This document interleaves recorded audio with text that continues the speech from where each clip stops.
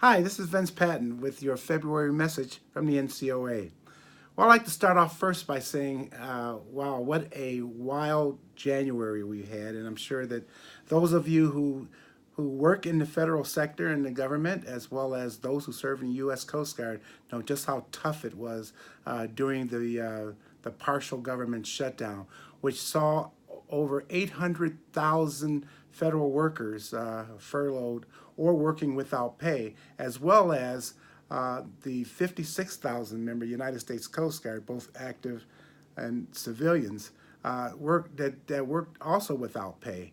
And this was very tough, and something that I found that was just heart wrenching for me. Heart wrenching in the sense of that I would have never guessed in a million years, never would have guessed that an individual who served in the U.S. military would find him or herself without a paycheck because of a government shutdown or any particular problem with the government. And then you take that on to veterans who serve in the federal sector and the impact that it had on them. So again, this was a very, very difficult, emotional month for a lot of us, and we had a real tough go. Well, you know, as I do this message, the federal government is back to work. We don't know what's going to happen after February 15th. Let's hope that things are going to work itself out. But I want to talk about something, you know, I crunched some numbers just as I got ready to do this video that I find quite interesting. You probably know this, but this is a little bit of information to know that combined in both the House and the Senate, there are a total of 96 lawmakers who served in the military. That's less than 18% of the entire population of Congress, 535 members. 77 members in the House are veterans, and only 19 in the Senate.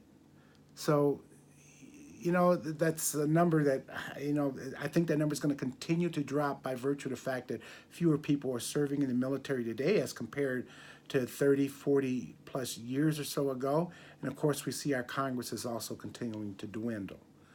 That itself brings on the reason why NCOA is here. I hear this an awful lot from people to say, well, why should I be a member of the NCOA? What do you really do? Well, I think the bigger part to this is you can't afford not to be a member of the NCOA because we are a voice that helps to support our men and women who currently serve or have served in the U.S. military and their families. And more importantly, just as we've gone through this government shutdown and the impact that it had on our people, who was there to speak for them? The military service organizations were there, and your NCOA was also there as well. When you get a chance, you might be able to see the February message from our chairman of the NCOA Board of Directors, Terry Haynes.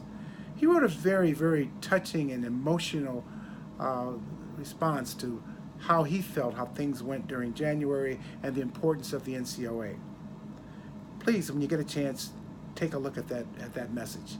You'll find it on our website at www.ncoausa.org, or if you're a member of a chapter, you probably may have gotten it through your chapter president.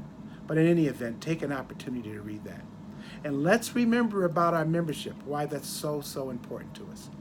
So I really like to leave things on a high note as I start off this particular message. As I started off with telling you the loom and gloom of January, but now we're into February. We're into seeing the bright of day and seeing things move closer. So let me close with reading the NCOA Creed, because that's so important for us. And when I started these videos, I started off with doing the NCOA Creed as a reminder to us and the importance of what the NCOA is all about. The NCOA Creed. It is with the conception and full understanding that many things of great need and importance can be accomplished in unity and cooperation. Thus do the members of the Non-Commissioned Officers Association of the United States of America agree to join their efforts and strength to work together for the well-being of the individual, the group, and the greatest benefit of our beloved nation.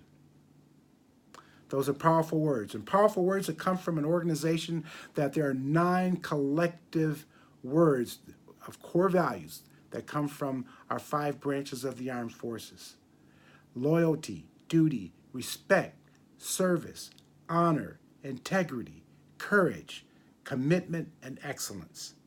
Those 9 words make up what, not just what non-commissioned officers are all about, but what people who have served in the military are all about. So that's what we are, the NCOA, and that's why we need you to be active. And if you're not a member, to become a member.